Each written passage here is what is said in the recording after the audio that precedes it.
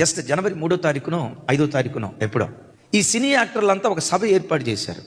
ఆ ఏర్పాటు చేయబడిన సభలో మీరు ఎక్కువగా ఎవరిని ఇష్టపడతారు? మీ హీరోస్ ఎవరు? సినిమా హీరోలు, సినిమాల్లో పనిచేసే వాళ్ళు మీ హీరోలా? మీ తల్లిదండ్రులు మీ హీరోలా? దేవుడు మీ హీరోనా అని అడిగితే విచిత్రం ఏంటో తెలుసా?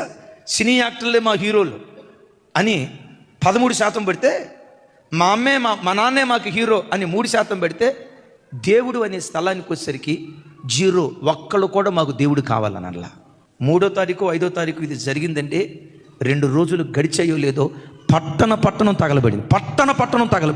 దేవుడిచ్చే ప్రతి దాన్ని ఉచితంగా అనుభవిస్తూ, పీల్చే గాలి ఎవరి భిక్ష, తినే ముద్దన్నం ఎవరి భిక్ష, నీ శరీరంలో ఉన్న ప్రతి అవయం ఎవరి భిక్ష, నీ రూపురేఖలో ఎవరి భిక్ష, నీ రాశిక రంధ్రాలలో ఊపిరి ఉందంటే అది దేవుని దానం కాదా? దేవుడు అనుగ్రహించిన ప్రతి దాన్ని అనుభవిస్తూ నాకు దేవుడు అక్కర్లేదంటే దేవుడు ఏం చేస్తాడో తెలుసు? ఎవరై నువ్వే నాకు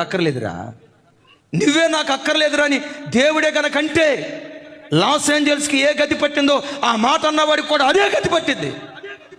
ఎప్పుడు నీ బలాన్ని బట్టి